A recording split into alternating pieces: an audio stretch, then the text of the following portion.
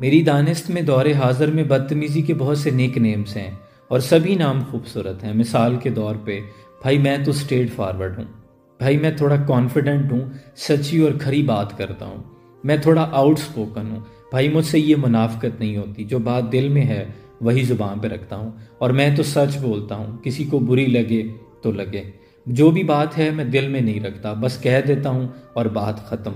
اور میں تو مذاق کر رہا تھا، اس میں برا ماننے والی کیا بات ہے؟ بھائی یہ تمام کے تمام ڈھکوسلے ہیں۔ ہمارا مسئلہ یہ ہے کہ ہم سچ بولتے نہیں، ہم سچ اگلے کے منہ پہ ملتے ہیں۔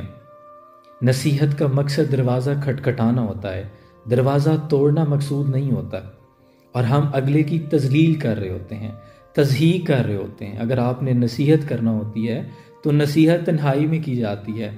یہ جو منہ پہ کسی کو شرمندہ کرنا ہوتا ہے اسے لعن طعن کرنا کہتے ہیں، اور لعن طعن کرنے کے حوالے سے فرمان مصطفیٰ صلی اللہ علیہ وآلہ وسلم ہے کہ منہ پہ لعن طعن کرنے والا، فحش گوئی کرنے والا اور بے حیا مومن نہیں ہو سکتا۔ اور ایک مرتبہ ام دردہ رضی اللہ تعالی عنہا نے بادشاہ عبد الملک بن مروان کو اپنے کسی خادم کے ساتھ بدتمیزی کرتے ہوئے دیکھا، یعنی اسے لعنتی کہتے ہوئے، لعن طعن کرتے ہوئے سنا، تو آپ نے اسے فرمان مصطفیٰ سنایا۔ آپ نے فرمایا کہ حضور نے فرمایا کہ لعن طعن کرنے والا روز محشر نہ کسی کی سفارش کر پائے گا اور نہ کسی کی گواہی دے پائے گا۔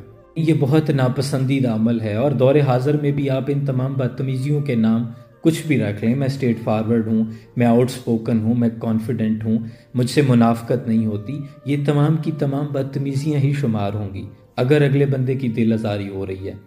بالکل ایسے ہی ہے جیسے آپ الکوہل کی جو بوٹل ہے اس کے اوپر اگر روح افزا کا لیبل لگا دیں تو وہ حلال تو نہیں ہو جائے گی، پیکنگ بدلنے سے اس کی نیچر تو نہیں بدل جاتی۔ تو خدا کے لیے نفرتیں بہت پھیل چکی ہیں، محبتوں کا مزاج پیدا کریں۔ کائنات کے سفر میں اگر کوئی چیز آسمانی ہے تو وہ محبت ہے، محبتوں سے فتح کریں دلوں کو۔